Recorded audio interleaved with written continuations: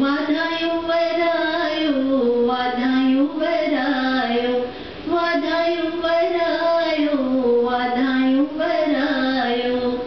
लाल लोई मनायो अॼु वाधायूं वरायो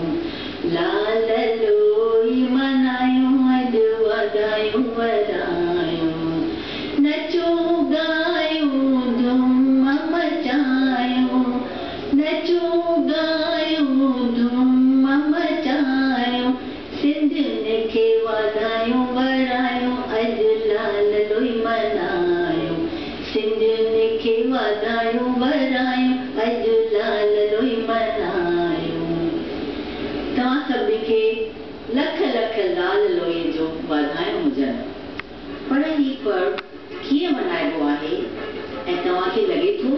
त रुॻो सिंधी ही पर्व मल्हाईंदा आहिनि त अचो त इन जी जानकारी मिस्टर हीरू ठारानी तव्हांखे ॾींदा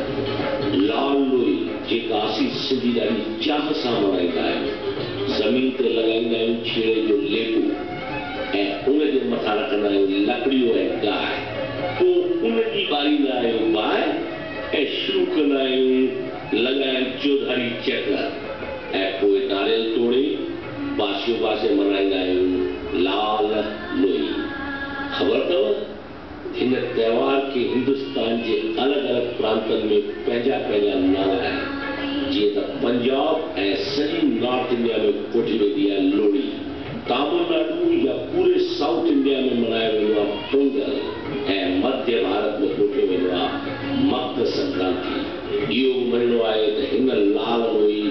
यानी मकर संक्रांति लोहड़ी या पोंगल जे ॾींहंनि खां वठी हवाऊं फिरंदियूं आहिनि ॾींहं वॾा ऐं राति जो नंढी बि पवंदी आहे किसाननि जी ख़ुशीअ जो ॾींहुं लिखिबो आहे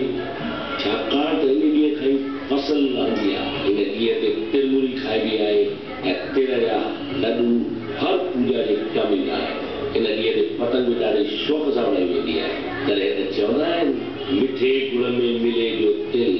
मिठे गुड़ में मिले जो तिल उॾे पतंग त खिली वञे दिल इन करे त सिंधी चवनि उतराण उतरियो त अधु सियारो